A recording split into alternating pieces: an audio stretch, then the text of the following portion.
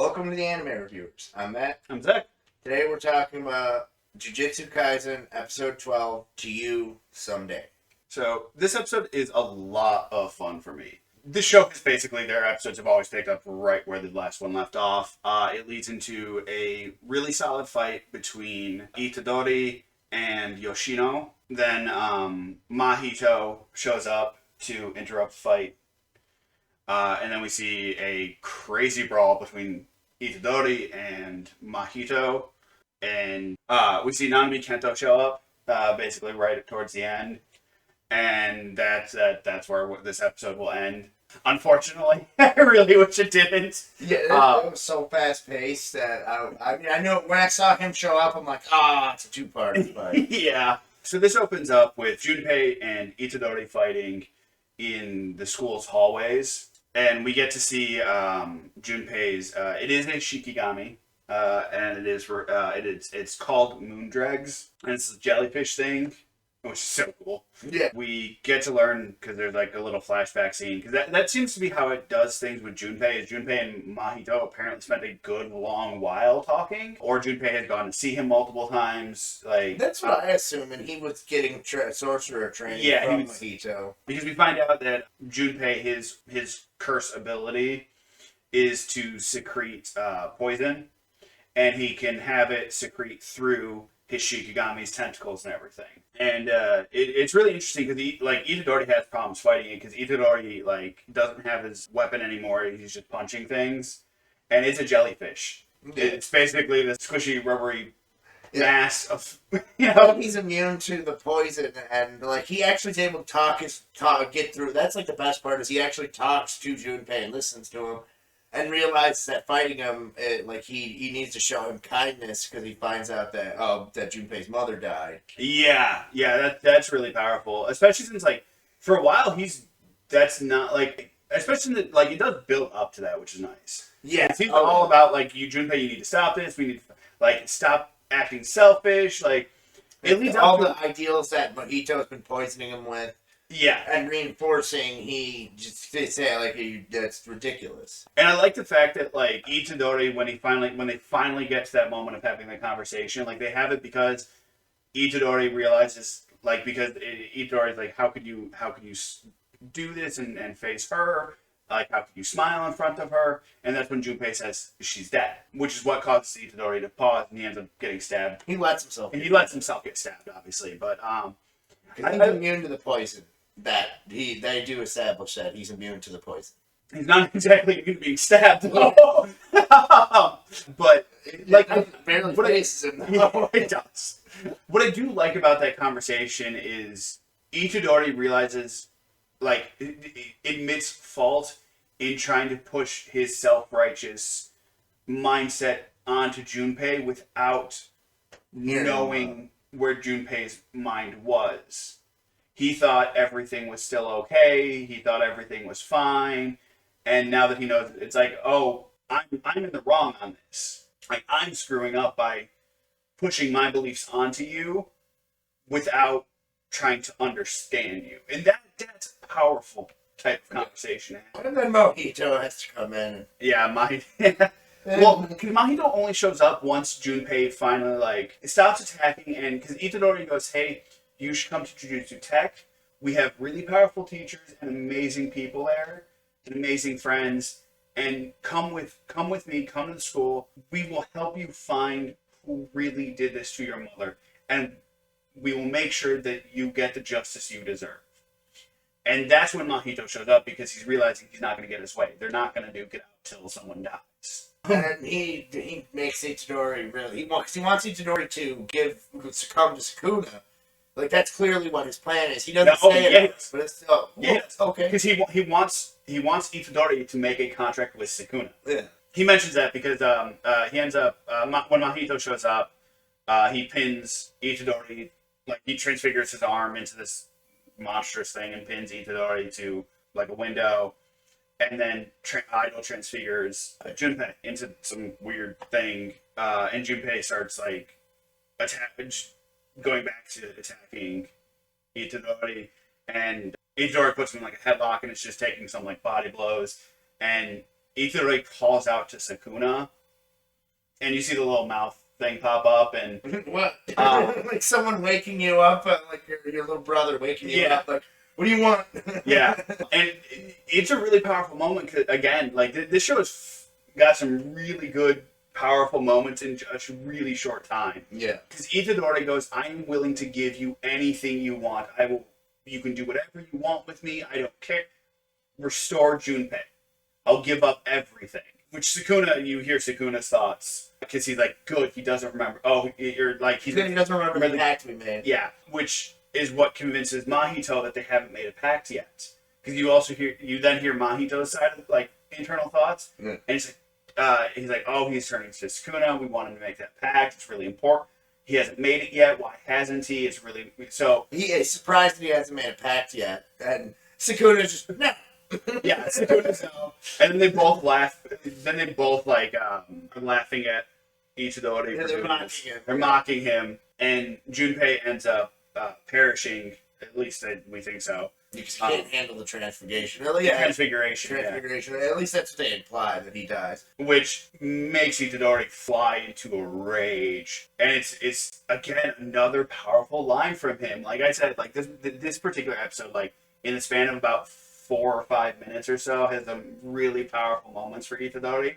It does this. It goes into, like, black and white, and you see this, like, aura around him. You hear Itadori's internal, like, it's sort of an internal thought, but almost comes across like looking back on it kind of thing. Because he says, the next words that came out of my mouth made it feel that everything I have said up till that point was a lie. And he says, I will kill you. I like how Mojito at that point is, he's surprised. He's like, or he says to him, don't you mean you'll exercise me? And he's like, no, I'm going to kill you. Like, Itadori is mad. Yeah. And then they just proceed, and then they have a really awesome fight with some really great blows being traded that it really would be tedious to and kind of pointless to describe. Everything. But I do think what's really important... There are a couple important moments, which one is the first punch Itadori lands. Yeah. Because it affects Mahito. Yeah. Because Mahito takes the blow initially, and he's like, oh, you can't do anything, you can't... And then he starts bleeding, and he's like, oh, you can hit my soul.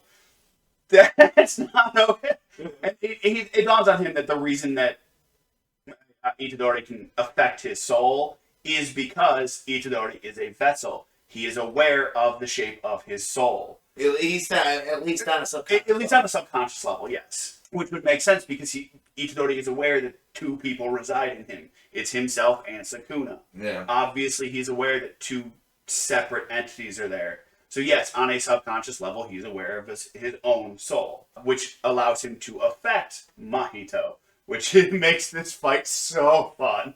Yeah, it raises the stakes, makes it feel like it's a fair fight as opposed to Itadori, which is just going to get flattened. Even though it kind of does a little bit. In a way, but he doesn't flinch at all from the damage he takes. Like, he takes a lot of damage and does not flinch. And, like, the next important moment is when, in that fight, is when Itadori, like, he finally, like, gets a hold. He decides that punching him isn't going to get a hold, like, do anything, because Mojito keeps changing the shape of his body to minimize the damage. So Itadori's like, I'm going to do grapples and throws to take advantage of him and eventually he basically lets himself get stabbed and brought in close, and then he just proceeds to, and Mojito's like taunting him, and then he just proceeds to, then Mojito tries to change Itadori's shape. Yeah, because Itadori creates a smoke screen to try and get a sucker punch on him, and Mahito, like, ends up, like, stabbing him. Yeah, making his spikes come out of him. And he's like, you need to change with Sukuna. Like, that's how that ended up coming about, and he touches Itadori, and yeah, he tries to bring Sukuna out, and Sukuna just talks to him like, you think you could touch me? Yeah, because you see Sukuna on his, like, throne of bones and skulls, and he's sitting at the top, and he's, like, looking down on Mahito inside of his domain, and he's like, you think you can touch my soul? I will let you do this once, because we both... laughed at Itadori, or laughed at the kid. Yeah. That's the only reason Sukuna does it. And then Itadori, and Mojito's so stunned, Itadori just starts headbutting him. And like, you think he smashed his face into where he's, like, actually dealing, like, lethal damage.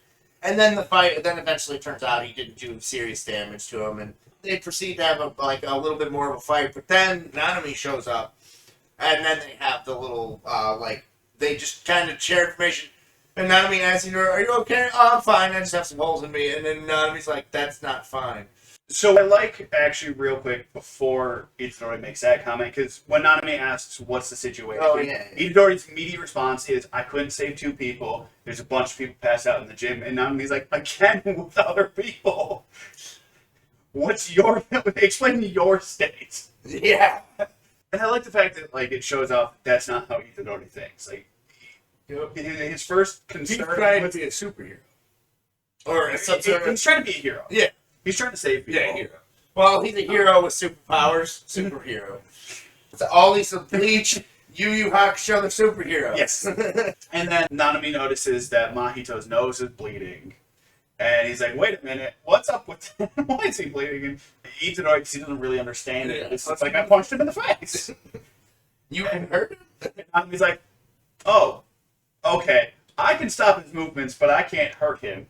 So we're going to create openings and pummel him. Yeah. And that's where it ends. And I'm like, ah. Yeah, this is a show, like, I wish we were doing it this way so I could wait. I would have patiently waited to binge watch this whole show, because, especially after the first tease where, in the second episode, it's in the second episode where, Sukuna's about to fight, Satoru. Yeah. Like that tease right there, I'm like, this whole show's gonna be like that. Yeah. I ain't waiting. I'm gonna wait for the whole thing to come out so I can watch it like that. You've been waiting a while. It's gonna be 24 episodes. I may have waited for like 12 episodes and then done it, but like that. But I mean, that's just how I watch stuff. Yeah, but yeah, and I will say, like, the animation in this again is outstanding. They really I love the animation for their fight scenes in this show. They're really, really good. And they definitely step it up for their fight scenes. And they're very good. They feel like there's actual risk and threat and damages. Like, the blows between the characters actually feel like they have impact. Yeah. And everything's very fluid. Both fights end up spanning, like, all over, like, school and into the school grounds.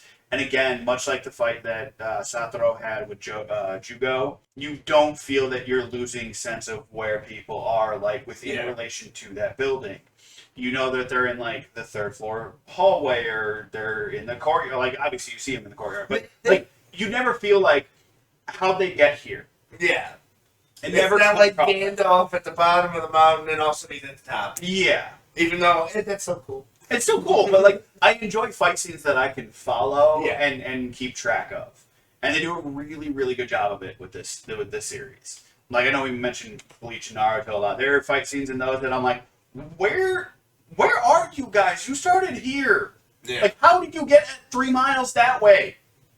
How? Well, and like, there is some weaknesses in the Bleach fight scenes where it's often just. Yeah. It literally feels like a little kid with his action figures. Like, they're still cool stuff, and they're still awesome. Like, there are some that are very good, but overall, the majority of them are. Yeah, it's just smashing into it. Which Dragon Ball Z and Dragon Ball Super has that. Like, what Super does a slightly better job. But they have that problem where a lot of times, rather than having an actual fight, it's just things crashing into each other. Which is only exciting for so long, where this show has none of that. You get to get a sense of everything that's going on. Yeah. And I really appreciate that, because just the work that the angles they show and stuff, it's just top notch. And like, I can't speak more highly of how good, like, the action scenes have consistently been since the very first episode. Yeah, I will say, like, I think the only action scene I was like meh on is the Fushiguro versus Aoi Todo one, which was super quick. Like, that one, it's good animation, but like, in regards to like all the fight scenes we've seen up to now, that one's kind of okay. Yeah, I think that's really just like the power scaling and like what we're seeing. Like, and I really feel like that was a tongue-in-cheek fight. That was definitely a tongue-in-cheek fight. Yeah, that is exactly one. But like, out of all of the fights we've seen so far, that's the only one that I'm like, that's okay. but it's okay by comparison to like all the other fights. It's still good in its own right. I think that's it for this one. This has actually been mainly a fight sequence. Go watch it. That's all. Yeah, go watch it. That's all this episode really is a fight scene with a couple really awesome pieces of dialogue sprinkled in. Yeah, and I just the character growth and the everything that's going to be coming after this, because like especially for Itadori, like is going to be very interesting because the show so far has not, at least for me, let me down on characters get into bad situation when they're thinking about it after the fact or whatever. It changed them in some fashion. Maybe not immediately, maybe not. Here's the complete one. Like, there's no complete 180s to anything, but you're seeing the progression of events and how it's impacting the characters in a substantial way. And I'm excited for, especially because Itadori at one point in this says, "I will kill you," which is Itadori has been adamantly opposed to killing. I want to know what that's going to do to him. Like, I get he's going right into a major fight. Like, that's... Well, and he, like, got to see the face of, like, some pure, serious evil. Yeah. Like, so I get that, right? Like, I get that in the next episode we probably won't see the repercussions of that, but I'm curious what those repercussions are for his character, how he's going to feel about himself. Well, and that leads me to my own, that would always lead me to my own, like, kind of hypothesis about where the characters are going to go and, like, what the plans are. Because clearly, Seguro Geno, like, that guy is really just, like, I think he's clearly doing a lot more than has been shown and said. And I think he's manipulating everyone because he just, whatever he wants, like, what his goal is. Because they really haven't really explained his goal besides just showing him do his thing and play soccer. But that's pretty much everything. Like, just keep watching the show like we're gonna do. Yep. Have a good one. Thank you for watching. I hope you enjoyed. Don't forget to like, comment, and subscribe. And hit that bell icon for notifications. Also follow us on Twitter and Facebook. Links in the description down below.